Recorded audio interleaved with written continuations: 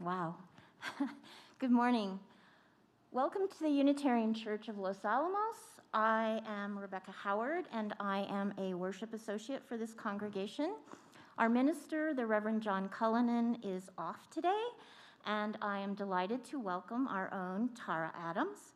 Tara is a third-generation UU, and her maternal grandparents were a Unitarian minister and a director of religious education. She's been involved with the Unitarian Church of Los Alamos since about 2008, and she put 3 kids through the RE program here, and I believe one of them is still involved and is here with us this morning. Let's see, Tara has worked with kids and families in some capacity for over 20 years, and she is currently a licensed baccalaureate social worker working at a local nonprofit. So welcome, Tara. As Unitarian Universalists, we affirm and promote a free and responsible search for truth and meaning and the inherent worth and dignity of every person.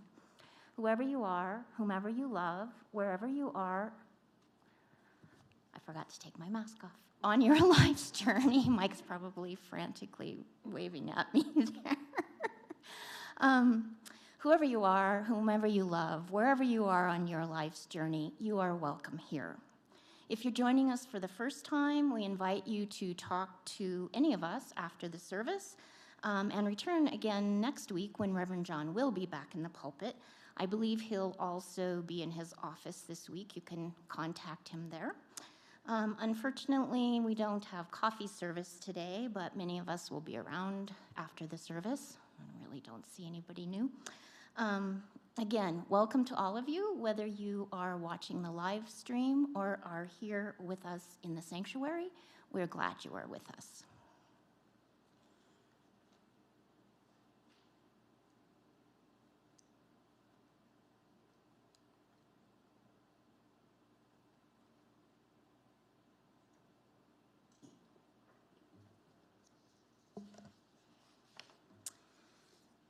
Words of Elizabeth Harding. We Unitarian Universalists don't drink from our chalice. Instead, we use it to hold the flame. The circle of the chalice helps keep the fire small. The flame doesn't blind us. It doesn't burn us. It gives us light so we can see all the different things in the universe, even the invisible ones. Because the Unitarian Universalist flame is a light of learning. The flaming chalice is a symbol of learning and love. It's our symbol, the symbol of Unitarian Universalism. And please rise in body or spirit as we sing hymn number 16.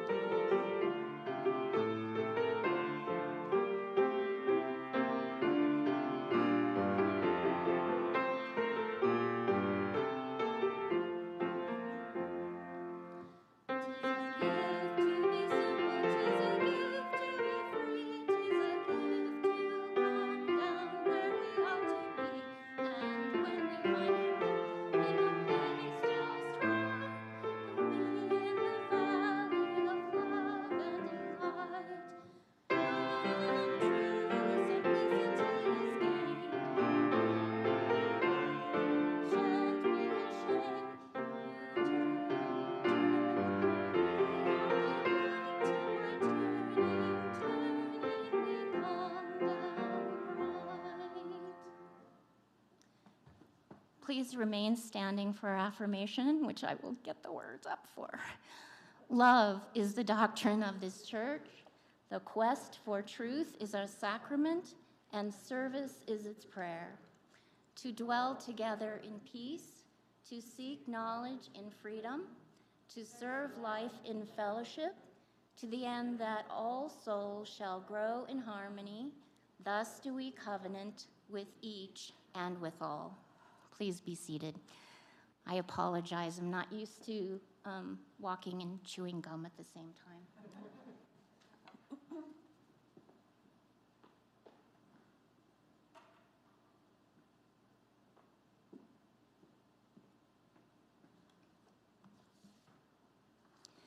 Candles burn this morning for Tina's dad, who has been unwell. and also for all the volunteers and committees that make this community possible. For all our joys, all our sorrows, whether spoken aloud or held in the quiet, safe places of our heart, we'll share a moment of silence.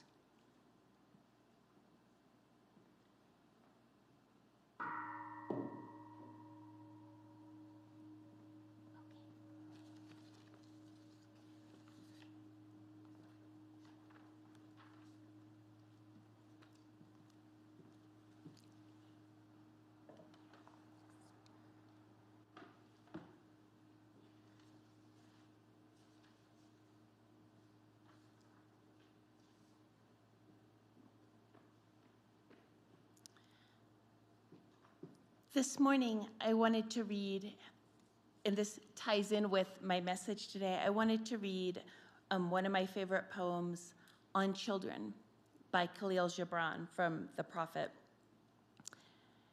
And a woman who held a babe against her bosom said, "Speak to us of children." And he said, "Your children are not your children. They are the sons and daughters of life's longing for itself. They come through you, but not from you. And though they are with you, they belong not to you. You may give them your love, but not your thoughts, for they have their own thoughts. You may house their bodies, but not their souls, for their souls dwell in the house of tomorrow, which you cannot visit, not even in your dreams. You may strive to be like them, but seek not to make them like you. For life goes not backward, nor tarries with yesterday. You are the bows from which your children as living arrows are sent forth. The archer sees the mark upon the path of the infinite, and he bends you with his might, that his arrows might go swift and far. Let your bending in the archer's hand be for gladness. For even as he loves the arrow that flies, so he loves also the bow that is stable. Please remain seated for our meditation hymn.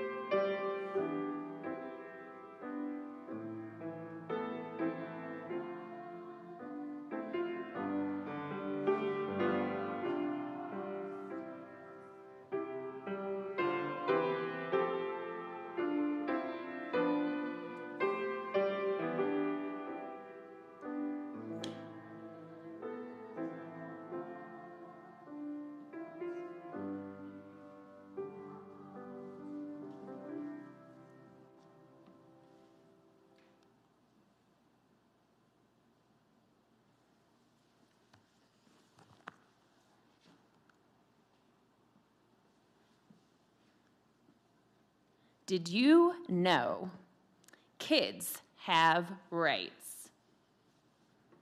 You definitely, kiddos and youth, do.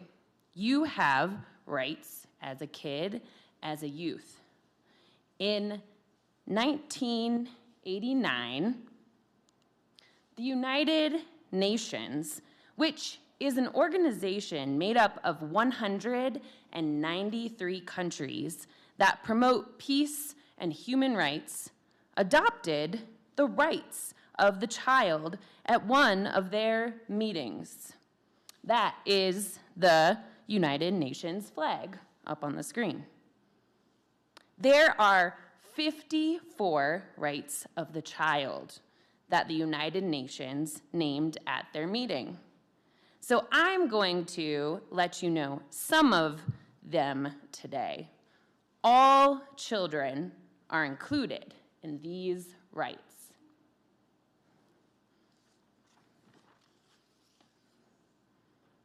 Every child has the right to their identity and their belonging to a country or an indigenous group.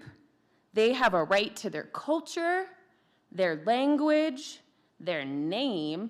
Yeah, you have a right to your name as a kid, and your family relationships.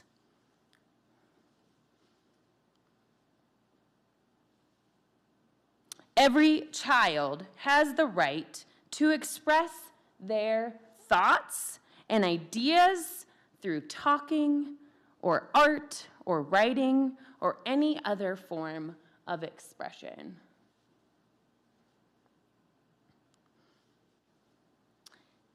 Every child has the right to think and believe what they choose and to practice their religion.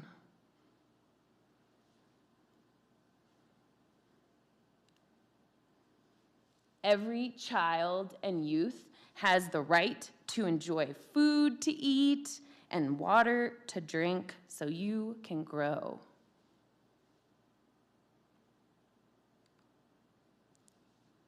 Every child has the right to be free from violence and to be protected.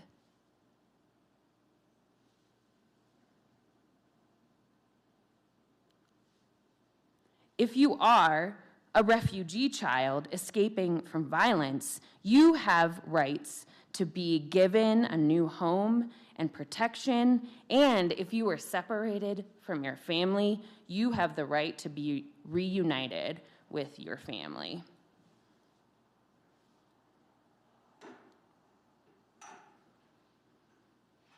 Every child has the right, every differently abled child has the right to be considered equal.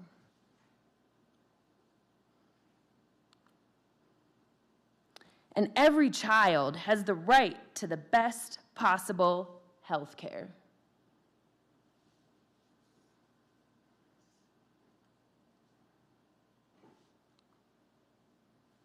Every child has the right to have a roof over their head.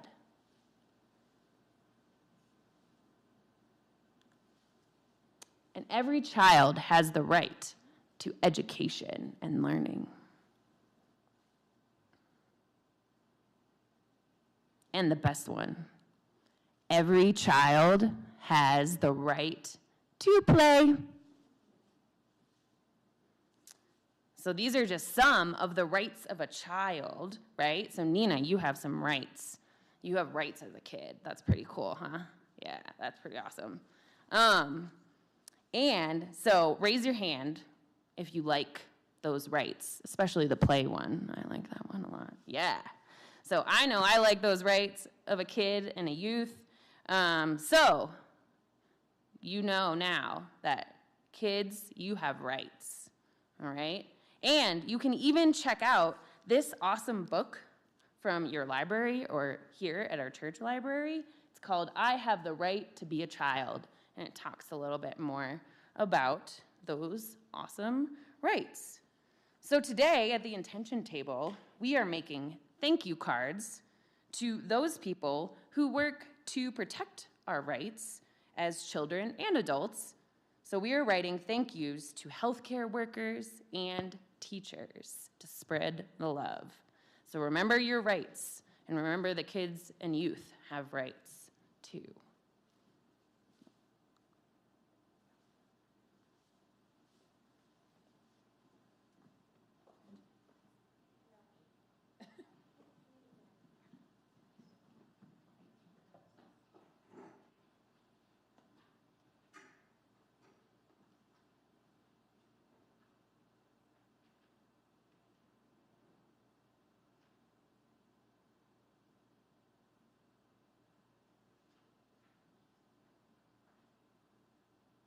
We are waiting for the anthem to appear.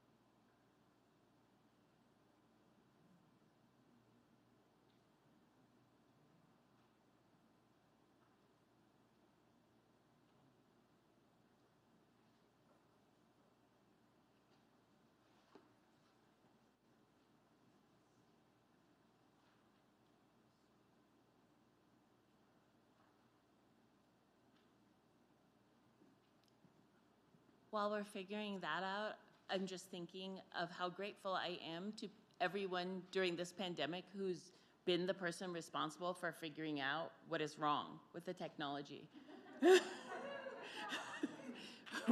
You are appreciated.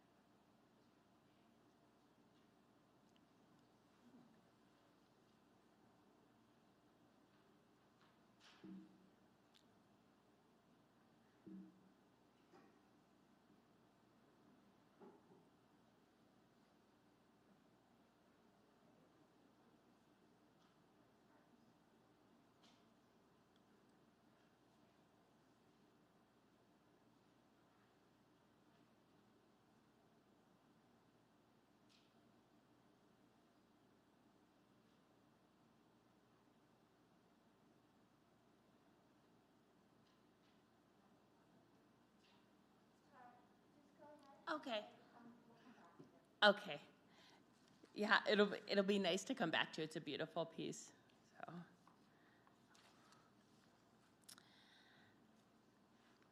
When I was growing up, my parents had multiple albums by an all-black, all-female a cappella group known as Sweet Honey and the Rock, whose leader, Issei Barnwell, we would have been seeing on the video a minute ago.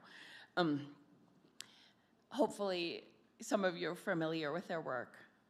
Before I was even old enough to start kindergarten, their songs formed some of my understanding of the most foundational mysteries in life.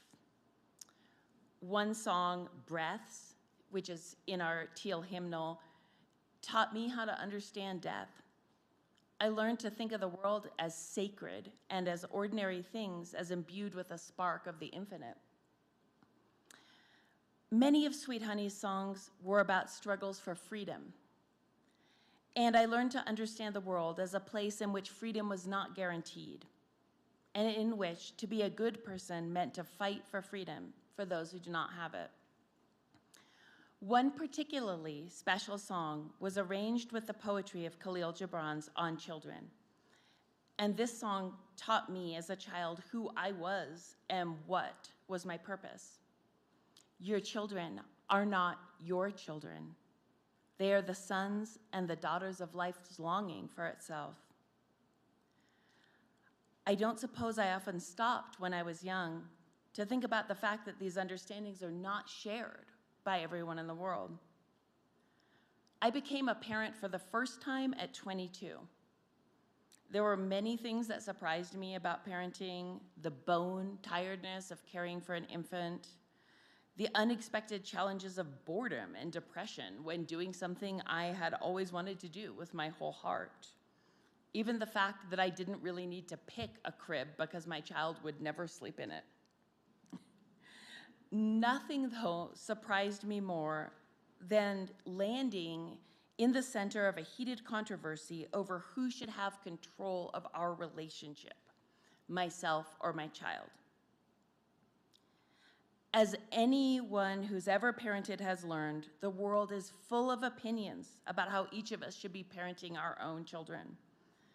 Immediately, I encountered the feedback that I was allowing my child to have too much say in his own life and in mine.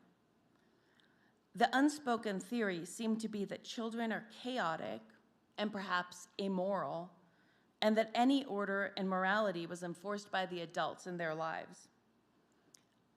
To grow into a good person meant replacing their internal sense of the world with one that was prescribed by someone more knowledgeable. This immediately offended my soul.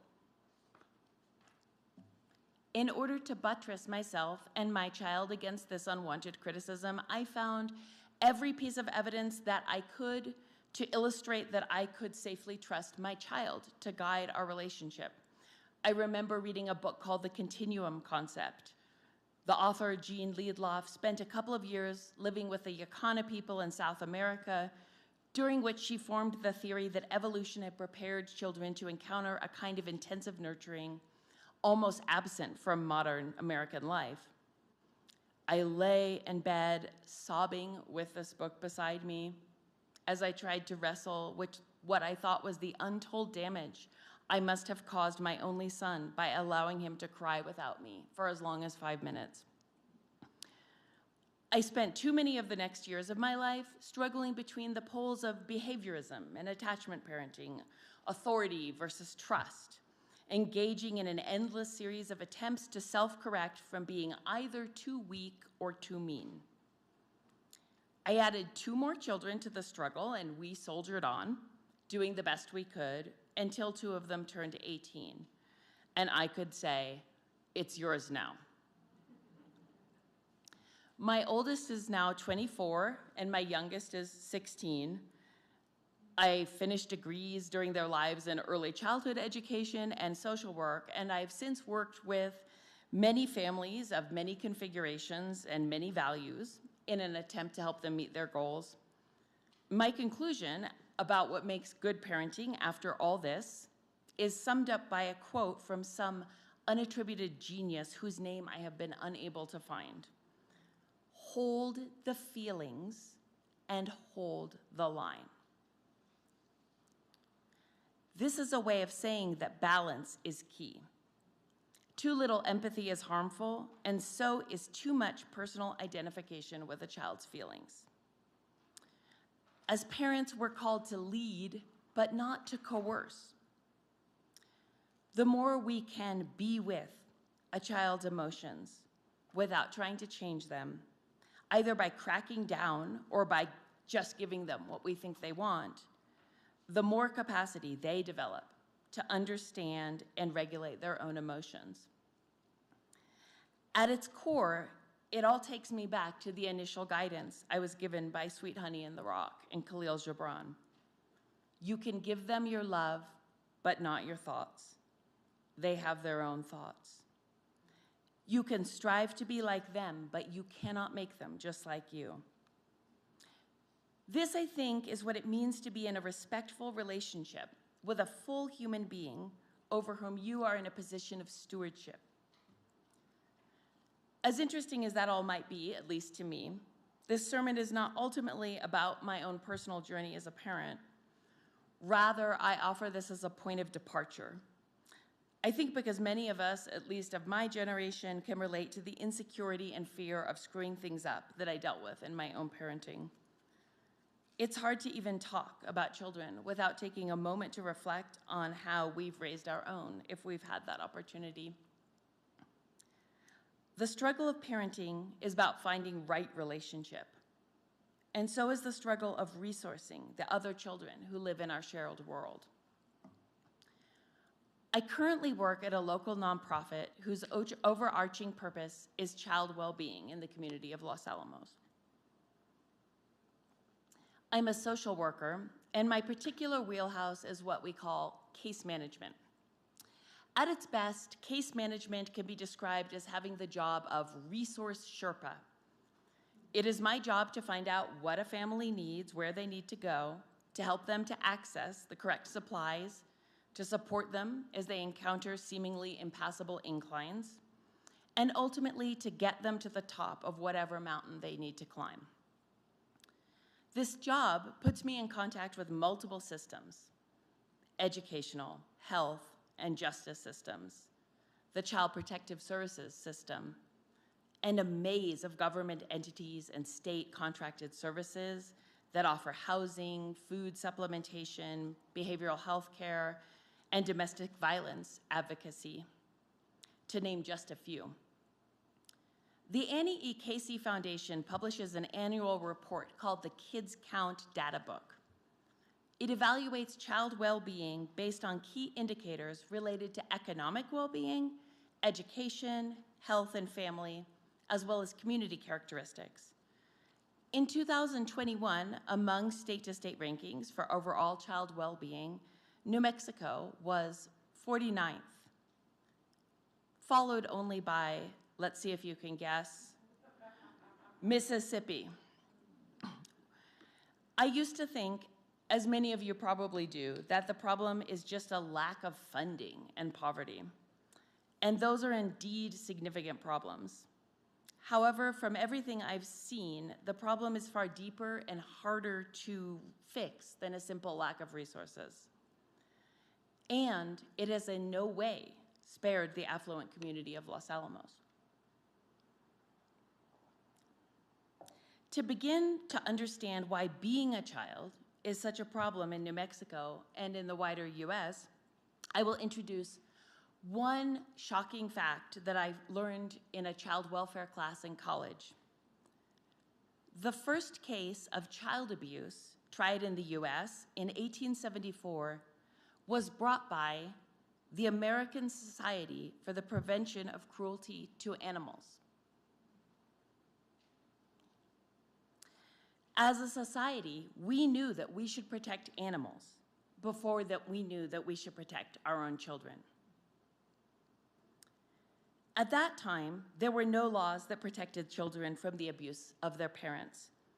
Western culture had for a long time treated children simply as the property of their parents, without inherent rights of any kind. Children were used for labor and even for sexual satisfaction, and infanticide was common. A child could have kind parents or cruel parents, but as far as the law was concerned, the difference was stylistic and at the discretion of the adults in the family. During the intervening years between 1874 and now, we have put child abuse laws on the books. We have created state and federal agencies and divisions that deal with the needs of children. And we've, in fact, gone through periods of time where the overzealous removal of children from their homes, mostly children of color, has constituted a real attempt at cultural genocide. In some places in this country, this continues now. My own family by marriage has been touched by the cruelty of the Indian Child Adoption Project and the Indian boarding schools, which were considered at the time to be progressive solutions for the problem of Native children's potential suffering. Despite all these lessons learned, to an enormous extent, the understanding of children as property still pervades our country's dealings with children and families. A person has the right to do what he wishes with his property.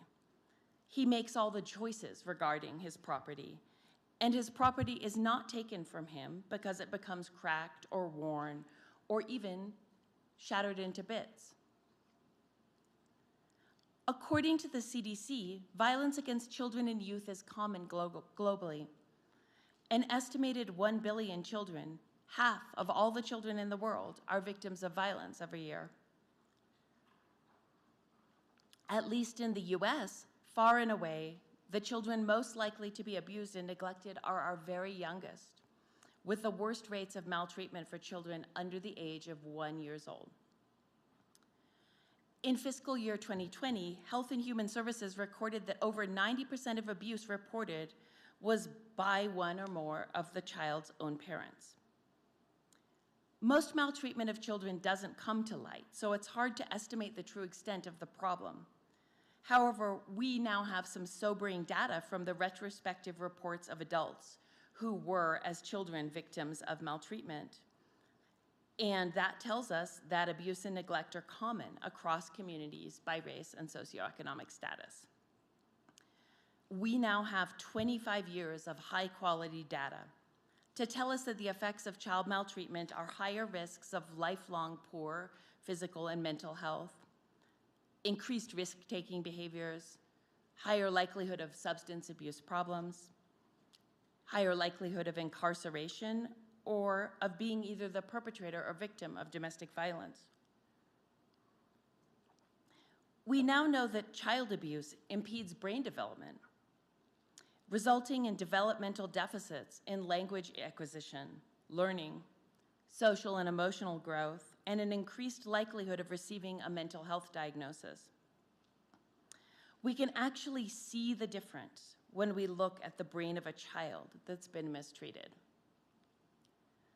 Because of all this data, we now have a sense that adults, many of the adults whom we see as societal problems, were frequently mistreated themselves as children.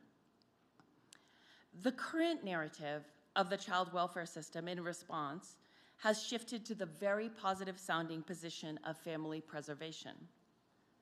Recent talks that I attended at the New Mexico Children's Law Institute conference were full of use of the words like strengths-based and family-centered, and with talk of providing families with the resources they need instead of punishing them.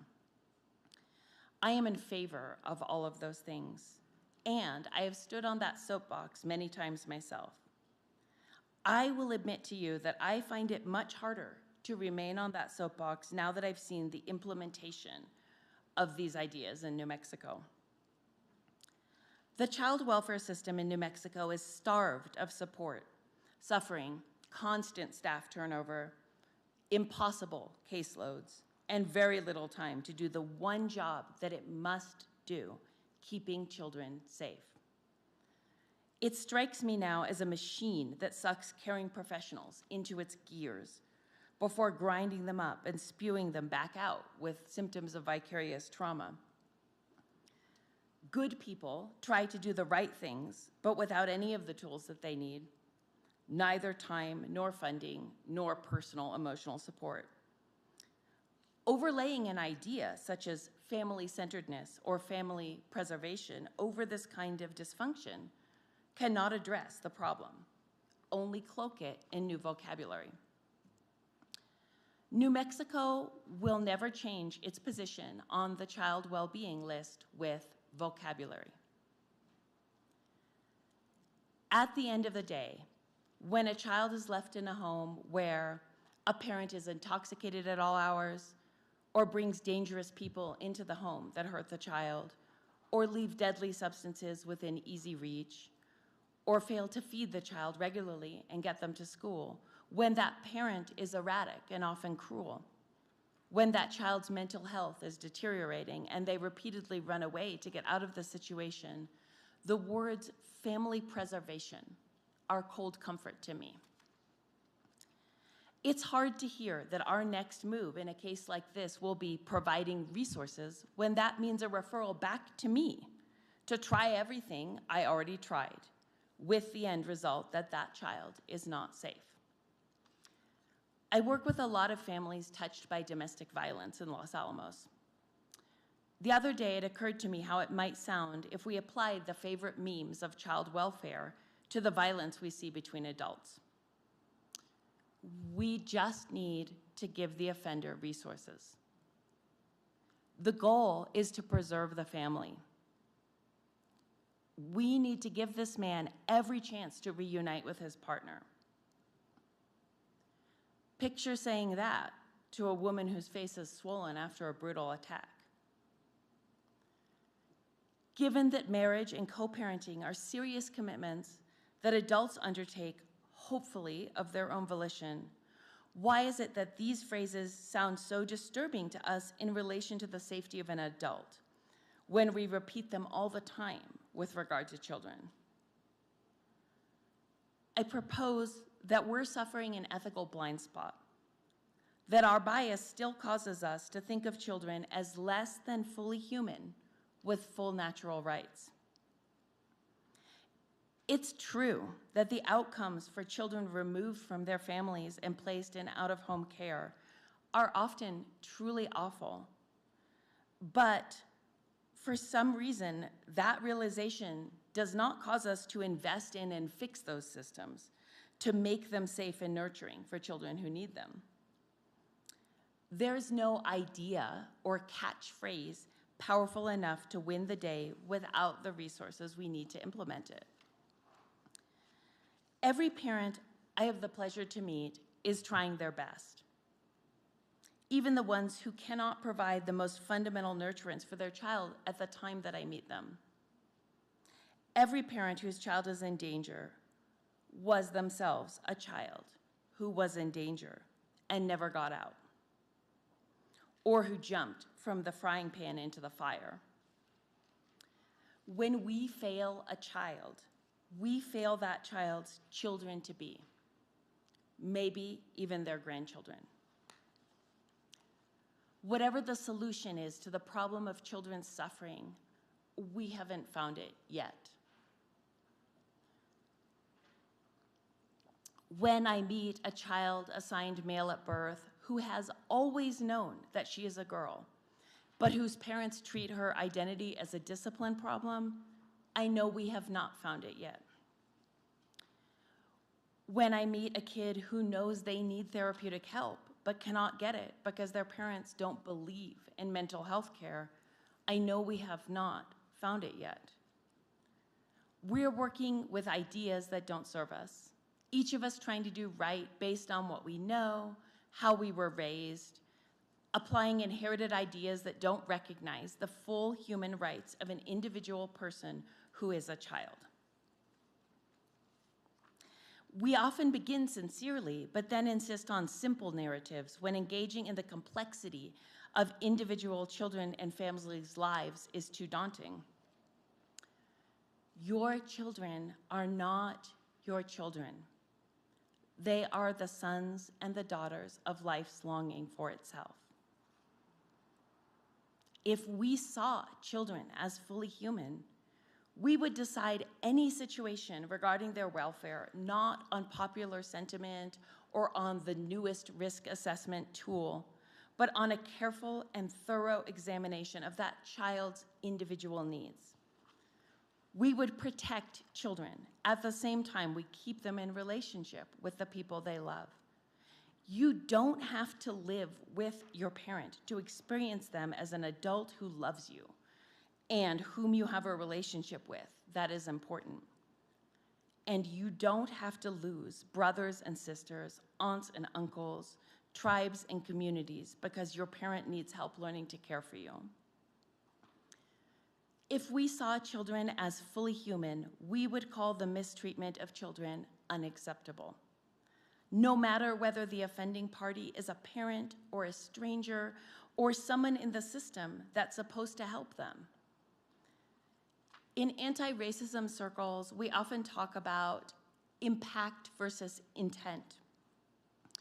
This is a way of saying that when a harm is done, the intentions of the person who caused that harm are not as important as the experience of the person whom it fell on. Focusing on good intentions does not itself eliminate the harm, and it often deepens it when the harmed person feels the focus of care turned to the offender. When applied to families, I think this means that we need to focus on repairing the harm that was done to a child before we talk about the worldview of the person who did it. It doesn't mean intentions don't matter, because working with the mental state of a parent who's mistreated their child is the place where change can occur. It's not about judgment, merely about what works and what doesn't. But we cannot pretend that empathy for parents somehow translates into acceptance of continued harm for their child. Abuse is bad for the victim, but also for the offender.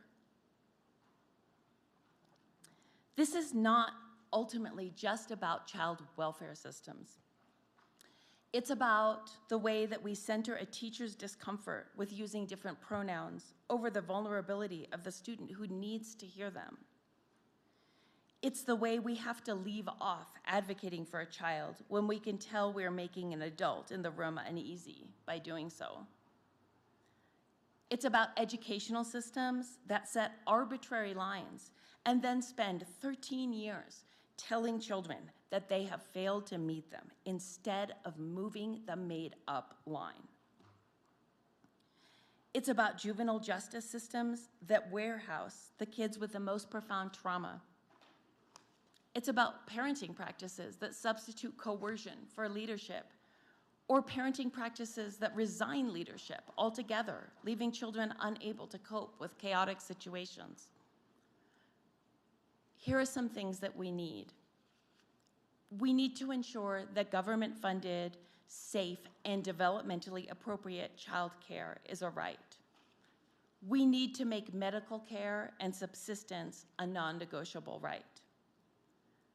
As communities, we need to welcome and support parents who are trying to break cycles of abuse and offer them our friendship and our support, while fulfilling all of our roles as a mandated reporter of abuse. We need to lift up children's needs in a political landscape in which children have no sway. In order to change the child welfare system itself, we're going to have to deal with a profound lack of resources with which it has to work.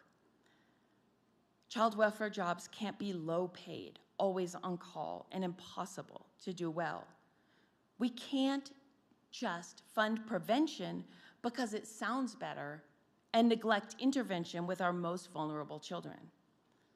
We need to stop swinging back and forth from overexuberant removal to keeping children in the home at all costs. When we provide resources, we need to ensure that they're available at an intensity that's appropriate to the need. We need workers to have time to thoroughly investigate maltreatment cases. And we need communities to step in and provide resources that aren't available professionally. Friendship, belonging, acceptance, neighborly assistance, and compassion. A parent who was themselves abused as a child is trying to provide water from a well from which they have never drunk. To give love, they have to see love and have it given to them. To have them be accountable, we need to make it safe to be accountable. We have to make a world in which hope itself exists. Every time we have the chance to deal with children, either personally or politically, our goal should be respect. It's not about ceding authority, but about cultivating both empathy and insight while providing safety. Respectful relationships are ones in which both parties' needs are met. And important, communication is attempted with the goal of understanding, and when we inevitably get this wrong, it's about coming back together and trying to make it right. This is how we should treat the children of life's longing for itself. For life goes not backward, nor tarries with yesterday. We are the bows from which our children as living arrows are sent forth. The archer sees the mark upon the path of the infinite, and he bends us with his might, that his arrows may go swift and far. Let our bending in the archer's hand be for gladness. For even as he loves the arrow that flies, so he loves also the bow that is stable. Let us learn to be the bow that is stable.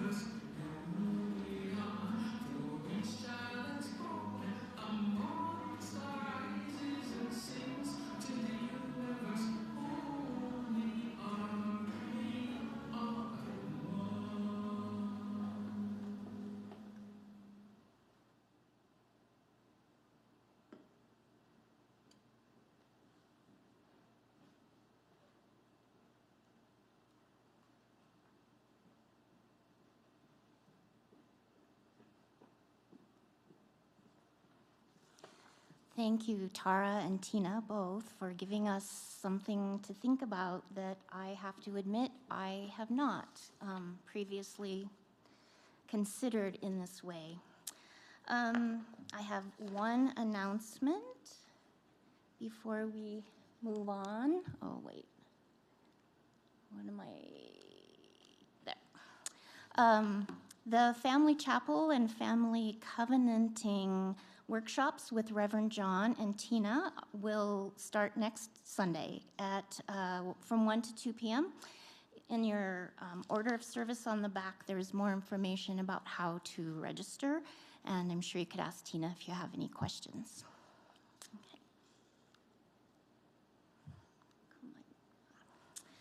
Our offering is an opportunity to share some of what we have with the wider world. Our Share the Plate partner for this month is Lutheran Family Services in support of Afghan refugee resettlement.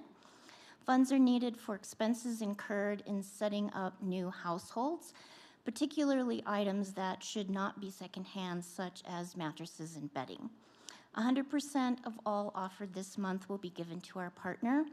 We're not passing a basket currently, but there is an offering box in the back of the sanctuary by the door for checks or cash, or you can use the Givelify app or go to givelify.com.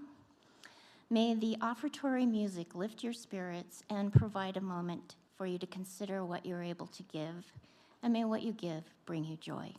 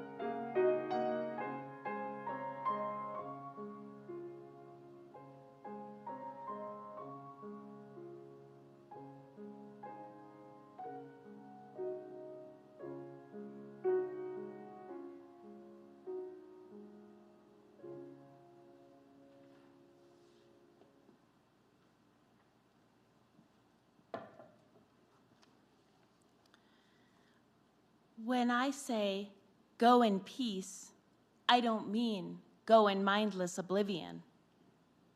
When I say go in peace, I don't mean go without challenging yourself or others.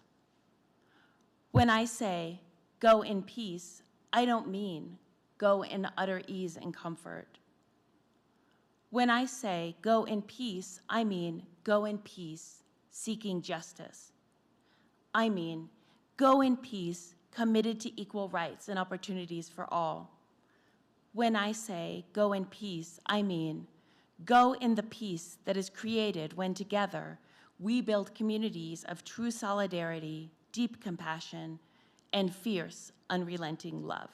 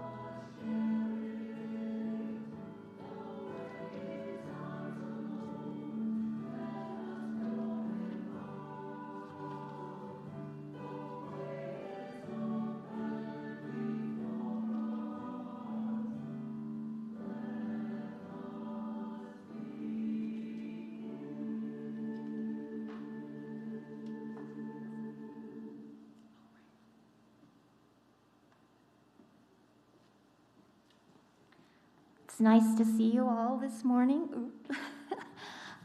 You're welcome to visit. Just remember to keep a little bit of distance. And thank you.